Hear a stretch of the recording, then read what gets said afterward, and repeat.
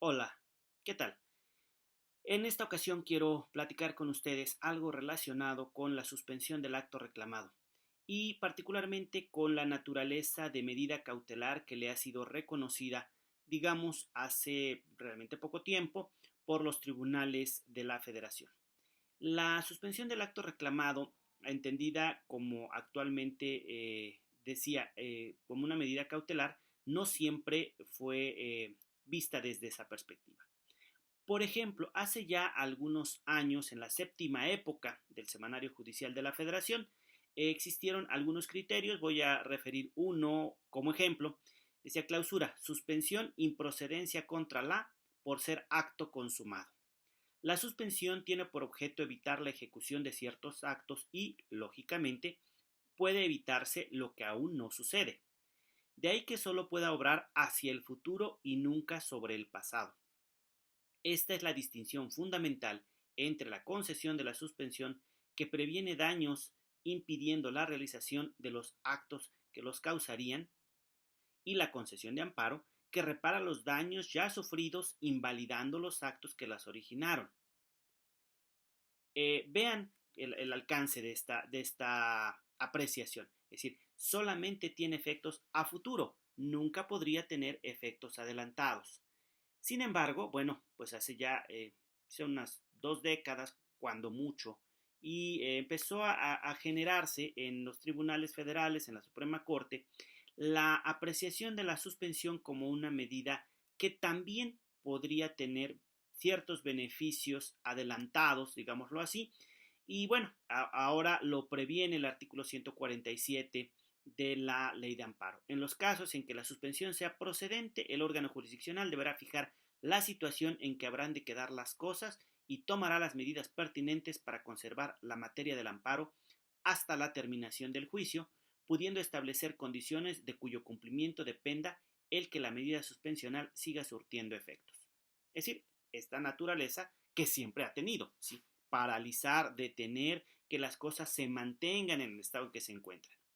Pero ahora señala en el siguiente párrafo, atendiendo a la naturaleza del acto reclamado, ordenará que las cosas se mantengan en el estado que guarden y, de ser jurídica y materialmente posible, restablecerá provisionalmente al quejoso en el goce del derecho violado, mientras se dicta la sentencia ejecutoria en el juicio de amparo. Entonces, ahora entendemos cómo puede tener incluso beneficios adelantados. Pero bueno, vamos un poquito a entender la suspensión, decía, como medida cautelar. Está prevista por la Constitución y tiene como finalidad asegurar la efectividad de una eventual sentencia estimatoria que se pronuncie en el juicio de amparo, así como la de evitar que durante la pendencia del proceso se puedan producir daños y perjuicios de imposible o difícil reparación para el agraviado con la ejecución del acto reclamado o sus efectos. Entonces, como podemos ver en esta forma de entender la suspensión, ¿sí? Dice, tiene como medida cautelar que es un objetivo, asegurar la efectividad de una eventual sentencia concesoria. Es decir, podríamos tener una sentencia, pero si no tuviéramos figura suspensional, hay varias posibilidades. Una es que nos quedemos sin materia en el juicio porque se consume en forma irreparable. Esa es una situación grave, pero bueno, la suspensión lo evita de antemano. Pero decía, darle la mayor eficacia a la sentencia. Entonces pensemos en actos que no serían consumados en forma irreparable, pero sí en forma reparable e incluso en forma adelantada. Se me ocurre el caso de una clausura precisamente a raíz de la tesis que refería inicialmente. Una persona es sujeta de una clausura en su negociación, promueve su juicio de amparo, con un criterio anterior diría no te puedo otorgar la suspensión porque sería tanto como concederte lo que estás pidiendo en el juicio de amparo, concederte tu pretensión. Entonces te niego la suspensión y quizá dentro de un año y medio que termine tu juicio de amparo, bueno, aquí está tu sentencia que dice que efectivamente la clausura fue ilegal y por lo tanto debe dejarse insubsistente la clausura. Bueno, va a decir que bueno, ya tengo liberada mi negociación, pero los recursos con los que yo iba a generar mi trabajo, mi patrimonio, vamos, mi capital, para hacerlo más puntual todavía, mi capital se agotó. Tuve que vivir de él y entonces ahora, aunque tengo una sentencia de amparo que dice que me clausuraron mal, yo ya no puedo iniciar mi negocio nuevamente. Lo tengo que cerrar. Y entonces esa sentencia que sí le ampara se vuelve ineficaz porque no tenía una medida que le pudiera dar soporte posterior. Finalmente no se perdería nada si temporalmente le levantan la clausura y puede seguir operando. Claro, hay condiciones, que no se afecte el interés general, que no se contravengan disposiciones de orden público, ¿sí? Es decir, pensemos el caso de un médico que es suspendido en el ejercicio profesional porque ha tenido una serie de conductas que afectan la práctica médica. Bueno, en esos casos difícilmente se le podría conceder la suspensión en razón del riesgo a la salud de otras personas porque a lo mejor el médico no tiene la pericia suficiente en el ejercicio profesional. Podría ser. Entonces, habrá que valorarlo. Como una medida cautelar que es sujeta de una valoración por parte del órgano jurisdiccional de amparo. Bien, una medida cautelar que además tiene como características, ¿sí? Además de ser un instrumento para la tutela jurídica efectiva,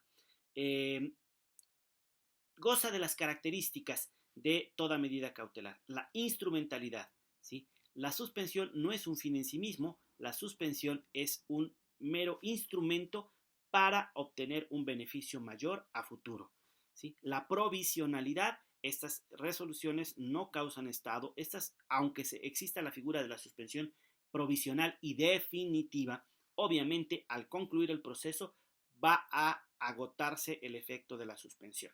¿Sí? La flexibilidad, lo que decía, puede otorgarse en ciertos casos, puede no otorgarse dependiendo de las circunstancias particulares del caso. La mutabilidad, porque finalmente también la figura puede cambiar. Si hoy las circunstancias que establecieron negarla cambian, a lo mejor voy al órgano jurisdiccional de amparo y le pido que reconsidere y me conceda. Pero al revés, me concedió, me puede revocar, no pasa... todo eso depende de qué? De las circunstancias que dieron origen al acto.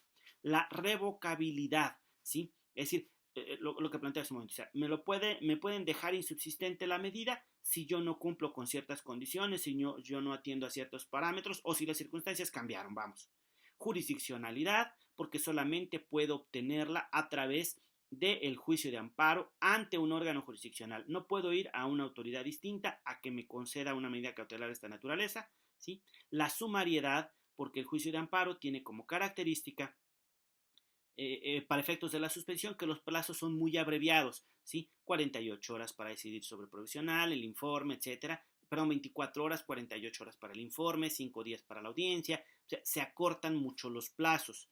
Y la inaudiencia, que bueno, implicaría que todas las medidas que no son privativas, sino son actos de molestia, como en este caso, bueno, pues no necesitan previa audiencia, aunque en el juicio de amparo, ¿sí? La suspensión definitiva se decide después de la audiencia incidental. Pero bueno, por lo menos la provisional se concede sin esa audiencia de la otra parte, porque finalmente no tiene las características de cosa juzgada, ¿sí? La suspensión del acto reclamado parte de dos supuestos o de dos presupuestos, mejor dicho, de dos presupuestos muy importantes. Peligro en la demora y apariencia de buen derecho. Pero bueno, eso lo platicaremos en una siguiente ocasión, así como los efectos que decía pueden ser conservatorios o innovativos. Bueno, dejemos esto aquí y continuemos en otro momento hablando de los presupuestos para la concesión de la suspensión del acto reclamado.